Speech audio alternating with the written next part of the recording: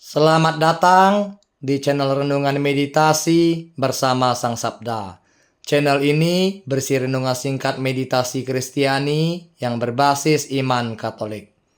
Topik kita hari ini adalah kebangkitan hidup yang nyata. Oke, sebelum membahas lebih lanjut mengenai topik ini, ada baiknya kita mendengarkan Injil Yohanes 20 ayat 1 sampai 9. Kebangkitan Yesus. Pada hari pertama minggu itu, pagi-pagi benar, ketika hari masih gelap, pergilah Maria Magdalena ke kubur itu. Dan ia melihat bahwa batu telah diambil dari kubur. Ia berlari-lari, mendapatkan Simon Petrus dan murid yang lain yang dikasihi Yesus. Dan berkata kepada mereka, "Tuhan telah diambil orang dari kuburnya, dan kami tidak tahu di mana ia diletakkan." Maka berangkatlah Petrus dan murid yang lain itu ke kubur. Keduanya berlari bersama-sama, tetapi murid yang lain itu berlari lebih cepat daripada Petrus sehingga lebih dahulu sampai di kubur. Ia menjenguk ke dalam dan melihat kain kapan terletak di tanah. Akan tetapi ia tidak masuk ke dalam. Maka datanglah Simon Petrus juga menyusul dia dan masuk ke dalam kubur itu. Ia melihat kain kapan terletak di tanah.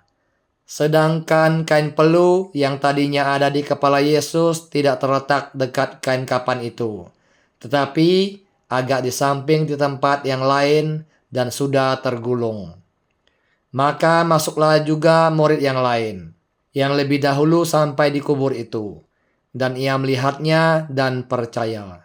Sebab selama itu mereka belum mengerti isi kitab suci yang mengatakan bahwa ia harus bangkit dari antara orang mati.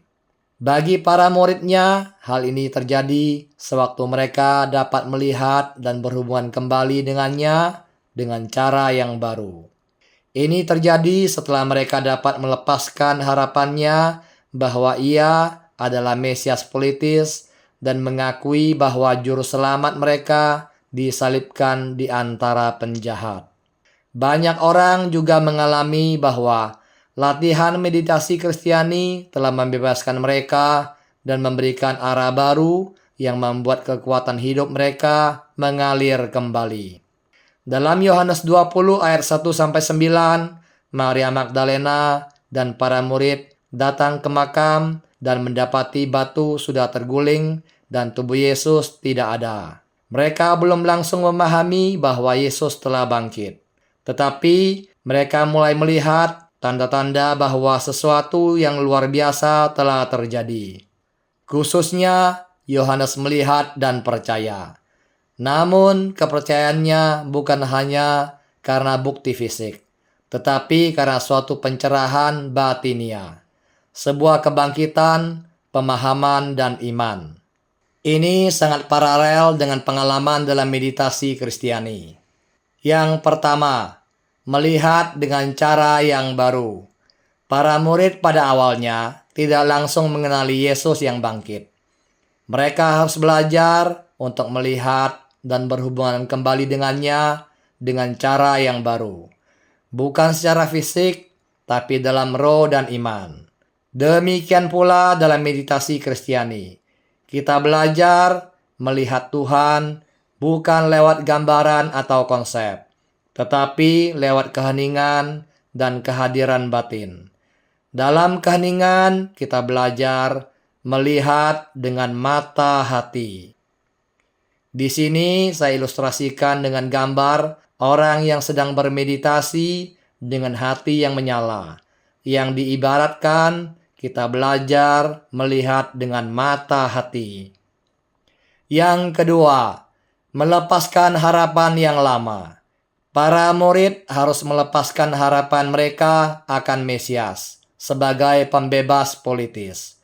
Demikian juga dalam meditasi Kristiani kita belajar melepaskan ego, ekspektasi duniawi, dan citra-citra tentang Tuhan yang mungkin terbentuk dari keinginan pribadi.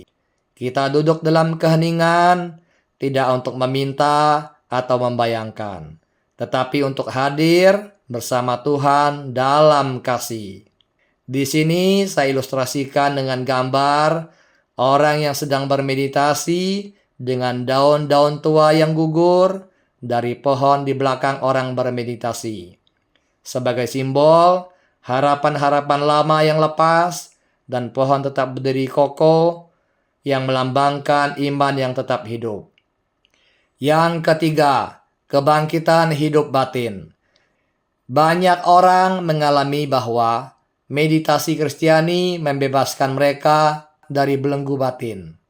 Luka masa lalu, luka batin, kecemasan, beban mental, dan kehilangan arah. Dalam keheningan dan repetisi mantra yang sederhana, aliran kehidupan rohani mulai terasa kembali. Seperti Yesus yang bangkit dan mengalahkan maut. Meditasi membuka ruang bagi kebangkitan dalam diri kita sendiri. Pengalaman akan damai, kehadiran, dan makna yang lebih dalam. Di sini saya ilustrasikan dengan gambar bunga lotus yang mekar perlahan di atas dada sosok meditator. Sebagai simbol klasik, pencerahan, dan kelahiran baru dari kedalaman batin. Yang keempat, perjalanan iman dan transformasi. Yohanes melihat dan percaya. Itu adalah titik balik. Dalam meditasi, kita juga sering mengalami momen kebangkitan iman. Tidak lewat logika atau argumen, tapi lewat pengalaman akan kehadiran Allah yang hidup di kedalaman batin kita. Di sini saya ilustrasikan dengan siluet orang berjalan perlahan melintasi beberapa musim kehidupan. Di belakangnya musim gugur. Di depannya musim semi yang terang dan hijau. Lukisan ini menggambarkan transisi batinia. Jadi Injil Yohanes 20 ayat 1-9 dan meditasi Kristiani sama-sama berbicara tentang transisi dari kebingungan ke pengenalan, dari kehilangan ke harapan, dari kematian menuju kehidupan baru. Dalam meditasi, kita tidak hanya mengenang kebangkitan Kristus, tapi membiarkannya menjadi realitas yang hidup dalam diri kita. Untuk memulai meditasi, duduklah diam dengan punggung tegak, duduk santai tetapi sadar penuh. Tutuplah mata Anda perlahan-lahan dan ucapkanlah dalam hati kata doa yang diajarkan oleh Pater John Main OSB. Maranatha. Ucapkanlah kata doa ini dalam 4 suku kata dengan tekanan yang sama. Dengarkan kata doa itu saat Anda mengucapkannya perlahan-lahan dalam batin Anda. Jangan memikirkan atau membayangkan sesuatu yang bersifat rohani ataupun yang lain. Bila muncul pikiran dan imajinasi selama bermeditasi, janganlah Anda tanggapi. Biarkanlah semuanya berlalu. Kalau Anda menyadari bahwa Anda telah melantur, kembalilah dengan rendah hati ke kata doa Anda.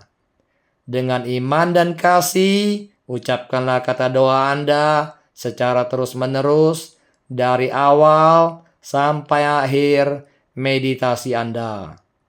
Bermeditasilah setiap pagi dan sore selama 20-30 menit.